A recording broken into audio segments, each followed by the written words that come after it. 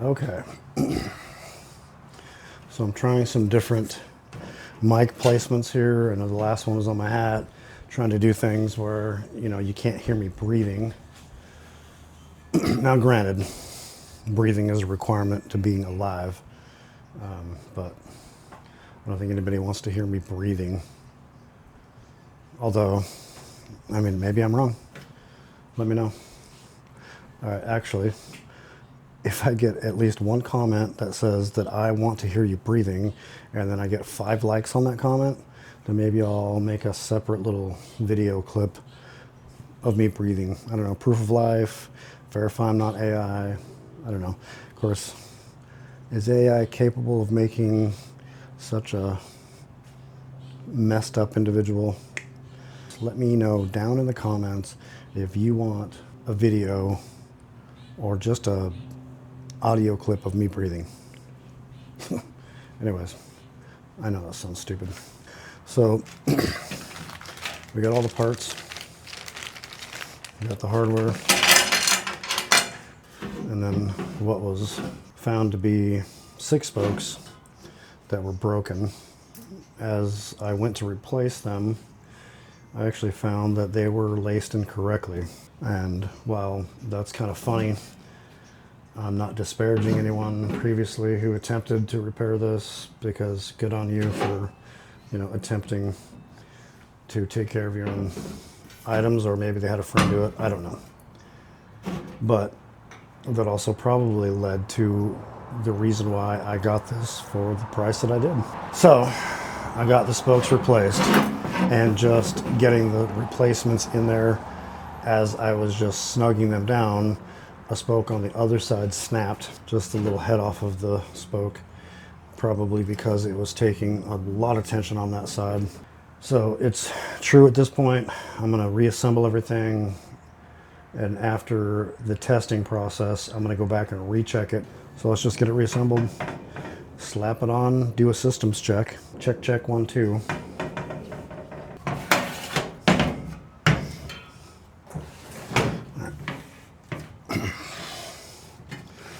Because I picked this bike up for such a low price,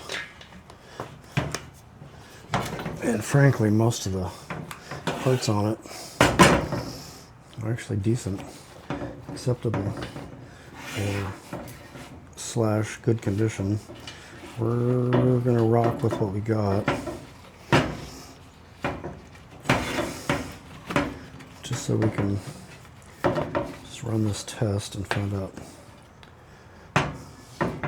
what condition everything is in. You can't ride it or test it with broken spokes. So we're gonna stick with this tire and everything else that just, it seems to actually be working. Granted, this tire is worn out, but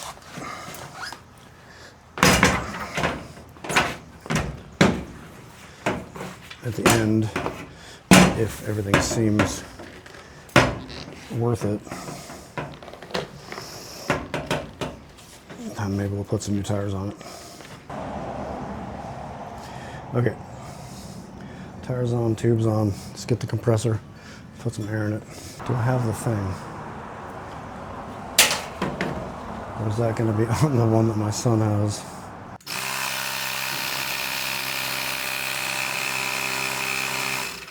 I don't know, 25, 26 PSI. Just to get this going. We got some air in there. Everything's seated. All right. Let's see about slapping this wheel up in here.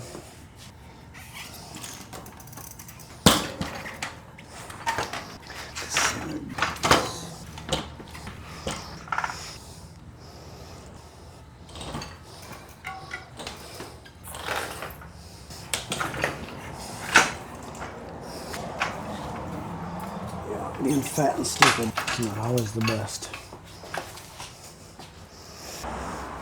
Let's just get that on there just so it's holding all the dangly bits in place. As you can clearly see, I just might be an idiot. But let's not jump to any conclusions without proof, right? Oh, I think I just recorded the proof. I just recorded the proof and showed everybody the proof. Let's just give us a little bit of snuggy snugs. Drop the kickstand. Okay, so now we have a somewhat assembled. Let's get the chain on.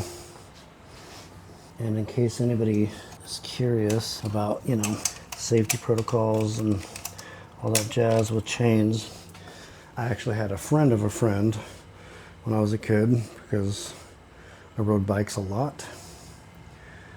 And we were out one point with a bunch of guys, and that friend of a friend, his chain came off, and he went to, you know, put it back on the sprocket. It was on the front sprocket, and this was BMX freestyle days with no chain tensioners.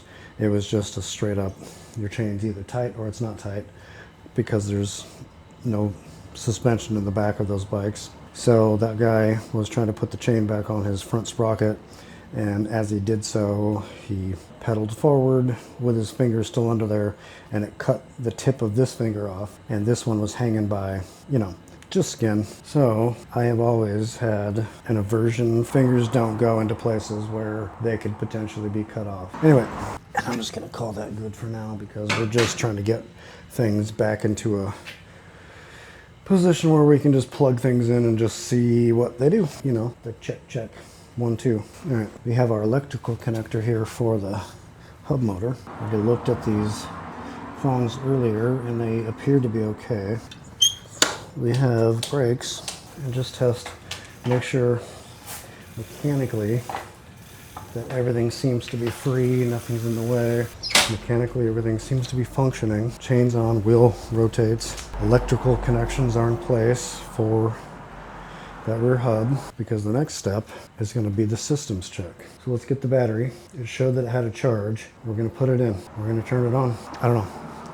Let's see what it does. We got a battery. It's blue. Maybe blue means full, maybe blue means half full. All right, so we're going to turn the power on. And we're going to see what the display says. Is it going to give us an error? Is it going to give us all the happy fun things? Let's find out. Okay. So it's actually showing to have a full battery charge. And this bike is stating that it has 4,263 miles on it. Wow. I mean, if that's legit, what does that tell you about Ride1Up? It tells you that at least this bike's going to last 4,000 miles. 4,200 miles, but maybe it's going to last longer with some mechanical issues addressed, and then we'll find out. Okay, so I'm just going to go ahead and just lift the rear wheel, and let's just select 2, 4, 5. This thing tops out at pedal assist 5. All right, let's see what it says.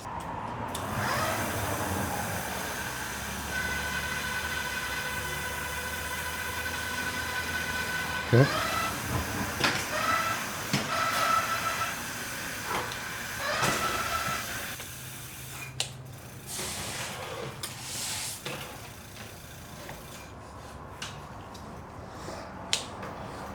Oop. We're done. We don't need you to continue.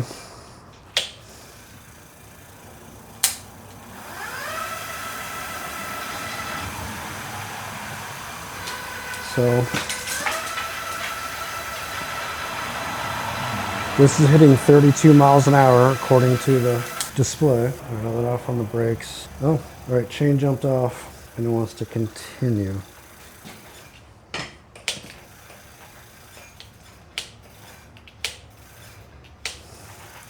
Okay, we're in assist 5. Let's just go down to 0. Okay, even at 0. Interesting. So even at 0, pedal assist 0, the throttle, the thumb throttle still functions. Okay. So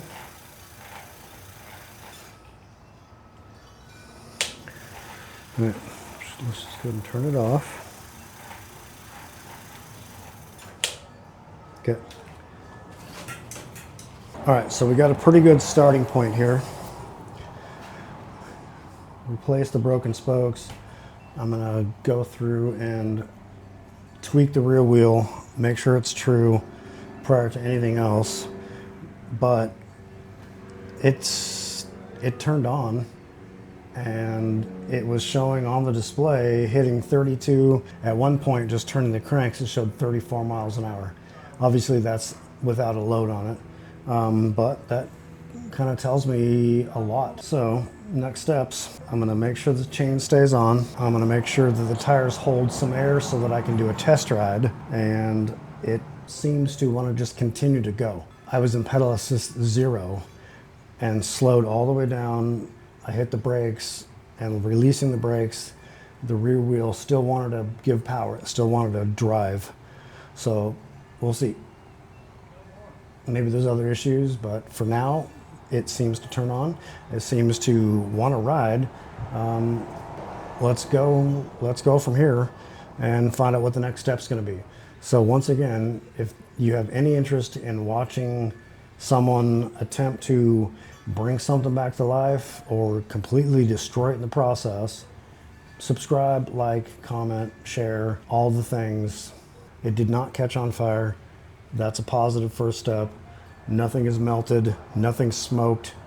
In case anyone wants to know, and I'm going to let out a little secret here as a motorcycle mechanic, factories install a little capsule or a little container full of smoke. If you've been trying to repair it yourself, and if you've ever worked on any electronics yourself and you've switched a wire, maybe something grounded out, and you saw a little puff of smoke, well, that puff of smoke was factory installed. So if you then give up on your own attempt and you bring it in to a repair shop, the first thing any good technician is going to do is they're going to look for that little capsule or a little trapdoor, and if that has released the factory installed smoke, they know that you've already messed with it. So warranty void. Pro tip, don't tell anybody. Hashtag.